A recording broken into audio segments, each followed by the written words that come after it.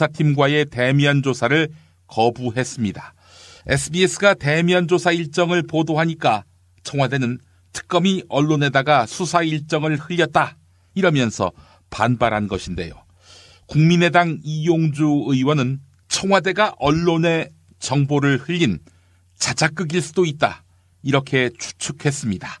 오마이뉴스 TV 장윤선 박정호의 팟짱에 출연한 국민의당 이용주 의원 인터뷰 들어보시겠습니다. 대통령이 벌써 한 2번 정도 말을 바꿨지 않습니까? 그래요.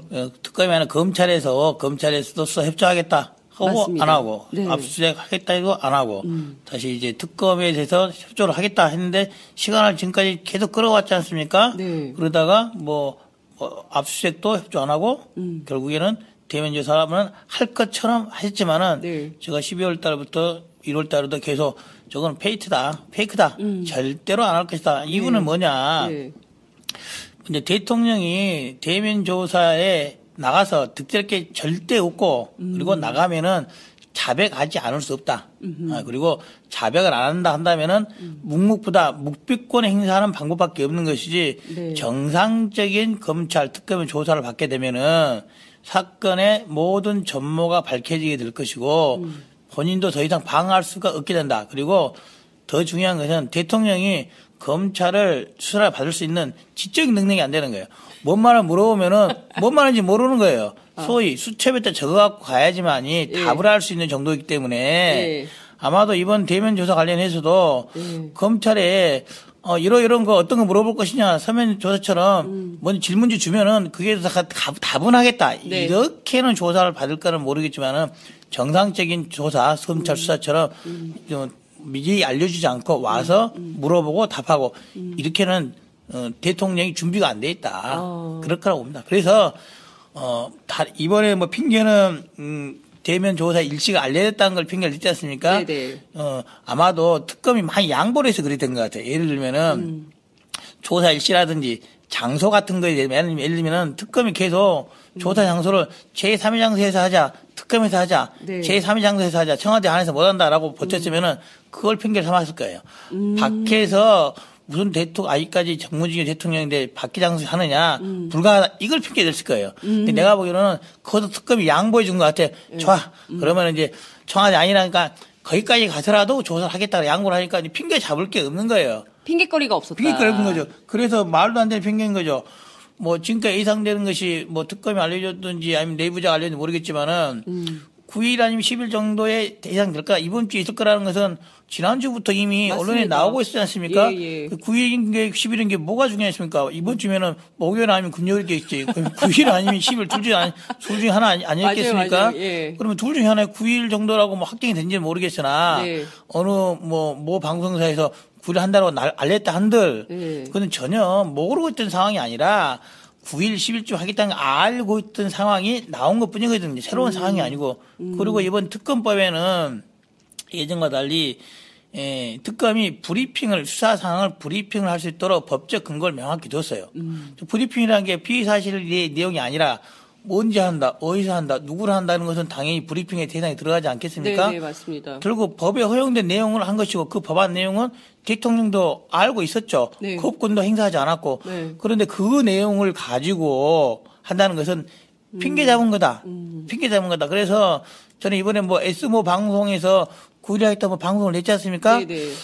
알려준 출처가 네. 꼭 특검이 아니라 청와대 자작극일 수도 있다. 이렇게 생각을 합니다. 아, 청와대 자작극이다. 핑계를 잡아야 되니까 쓱 흘러주고 이거 특검이 너희들이 알려준 거 아니냐. 이런 핑계를 잡아서 했을 수도 있다. 네. 그래서 도대체 모 방송사가 어떻게 한 건지 한번 알아볼 필요는 있다고 봐요. 더불어민주당 박범계 의원은 대면 조사와 같은 수사 일정은 대국민 보고 조항이라고 밝혔습니다. 청와대가 제시한 대면 조사 거부 사유를 정면으로 반박한 것입니다. CBS 라디오 김현정의 뉴스쇼에 출연한 박범계 의원 인터뷰 들어보시죠. 대면 조사, 박근혜 대통령 대면 조사 9일로 잡혀있다가 무산이 됐습니다. 이유는 특검이 신의를 위반했다. 비공개 원칙을 깨고 9일이란 날짜를 흘렸다. 이런 거거든요. 어떻게 보세요? 네네. 아니 말씀도 안 되는 얘기죠. 왜 그런 거 하니? 이번 특검법의 가장 큰 특징은 대국민 보고 조항입니다. 제가 특검법안을 초안한 사람입니다. 예. 거기에 의해서 이규철 특검부가 매일같이 브리핑을 드리고 있습니다. 왜? 이 국정농단의 원인은 비선 실세에 의해서 깜깜이로 국정을 운영했기 때문에, 즉 투명하지 않게 했기 때문에, 공개하지 않았기 때문에 이런 일이 벌어졌거든요. 예. 그래서 서울중앙지검에 의한 수사도 사실 많은 한계가 있었습니다. 바로 그러한 문제점 때문에 특검이 대국민 보고조항을 뒀고 대통령 대면 조사 일정과 같은 것은 예. 수사의 본질이나 혐의와 관련된 내용이 아니기 때문에 예. 국민에게 당연히 알리는 것은 옳은 태도고 바른 방법입니다. 근데 심지어 삼아서 예. 지금 대면조사 오늘로 예정돼 있는데 안 하겠다. 이 얘기는 결국은 예. 지금 2월 초인데 예. 2월 초 중순에 헌법재판소에 나와가지고 대통령이 하실 수 있는 말씀을 하라는 야당의 요구를 결국은 듣지 않기 위해서 대면조사도 거부하고 대면조사 하게 되면 그러면 헌법재판소도 나와야 되는 거 아니냐고 할 때 그것에 대한 방어 논리가 궁색하기 때문에 예. 결국은 저는 탄핵을 면하기 위한 경우 대면조사도 안 하고 헌법재판소 알겠습니다. 예. 그렇게 생각하시는 거고. 저는 그렇게 생각합니다. 여하튼 이렇게 가다가 3월 13일이 되면 이정미 재판관도 퇴임을 합니다. 그러면 두 자리가 공석이 되는 건데 이 공석을 황교안 대행이 대통령 대신해서 임명할 수 있는가 없는가 야당은 이제 안 된다는 입장인데 안 앞서 되죠. 박근혜 대통령의 대변인 측은 말합니다. 아니 황교안 대행이 후임 재판관 임명할 권한이 없다면 똑같은 논리로 특검 연장을 결정할 권리도 황 총리한테는 없는 거다. 주장이 네, 모습니다. 일베를 포함해서 많은 극우 여러 인사들이 그런 얘기를 합니다. 제가 예. 헌법재판관 후임 임명은 대통령 권한대행인 황교안 대행이 못한다. 그러나 특검 연장은 황교안 대행이 해야 된다. 이것이 모순하냐 이런 말이거든요. 그러네요. 그러니까 공부를 좀 하시라는 얘기입니다. 어떤 부분이 틀렸습니까? 헌법재판관의 임명행위는 국가 원수의 지위에서 하는 다른 헌법기관 구성행위입니다. 그렇기 때문에 대통령 권한대행이 할 수 없습니다. 그러나 특검 연장은 행정부의 수반, 즉 평상시에 대통령 권한을 수행하는 것이기 때문에 예. 마땅히 행정수반으로서 그 직무대행인 황교안 대행이 해야 되는 겁니다. 아무런 논리상의 하자가 없습니다. 더불어민주당 윤관석 의원은 헌법재판소가 대한민국을 정상화할 책임이 있다. 이렇게 밝혔습니다. 또한 황교안 대통령 권한대행의 행태가 국정 혼란을 가중시킨다. 이렇게 비판했는데요. 오마이뉴스 TV 장윤선 박정호의 팟짱에 출연한 윤관석 의원 인터뷰 들어보시죠. 박근혜 대통령 측 대리인단 소속인 손범규 변호사가 새누리당이 탄핵 기각에 앞장서라 이런 요구를 하고 있거든요. 이런 요구는 좀 어떻게 보십니까? 그러니까 저희도 그 헌재를 무리하게 압박할 생각으로 어제 발표한 것은 아닙니다. 네. 중요한 것은 대한민국이 사상 초유의 국정농단을 해서 엄청난 혼란에 빠져 있는 상태 아니겠습니까? 네. 그래서 헌재 판결이 이제 단순한 그 대통령 권한에 대한 판결을 넘어서 네네. 대한민국을 정상화할 책임을 갖고 있는 판결이 되었습니다. 네. 그래서 그 주권자인 국민의 뜻에 따라서 네. 헌법상의 절차는 충실히 이해하되 하지만 현재 그 피의자 신분이 박근혜 대통령의 헌재 무력화 전략에 휘말려서는 안 되겠다. 네. 이런 취지에서 대표 회동에서 발언하게 된 거고요. 네. 지금 새누리당은 사실은 국정농단의 공동 주범입니다. 공동 정범이고. 네. 그래서 석고대죄해야 되는데 초반에 조금 국민에게 사죄한 척 하다가 이후 네. 분당 사태를 겪으면서 현재의 새누리당에서는 네. 오히려 적반하장격으로 이 혼란의 원인을 다른 데 돌리고 있으면서 네. 또한 거기 소속한 특히 대권 주자라고 자칭하시는 분들이 네. 이런 맞불 집회 이런 데 나가갖고 네. 그 헌법을 또다시 유린하는 제2의 국정농단 같은 발언을 하고 있는데 네. 이건 즉각 중단돼야 합니다. 오죽하면은 새누리당의 현재 권한 비상대책위원장인 임명진 목사마저 네. 이렇게 하지 마라 할 정도로 지금 현재 오바가 도를 넘었습니다. 지금 새누리당 대권 주자들 오바가 도를 넘었다. 이런 말씀을 좀 주셨습니다. 네네.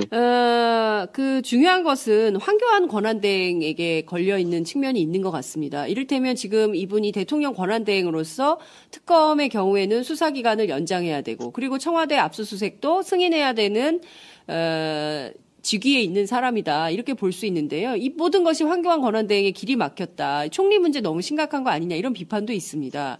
이 황교안의 산을 야당은 좀 어떻게 넘을 전략을 세우고 계시는지요? 네, 황교안 권한대행은 두 얼굴 아니 세 얼굴을 가진 공직자입니다.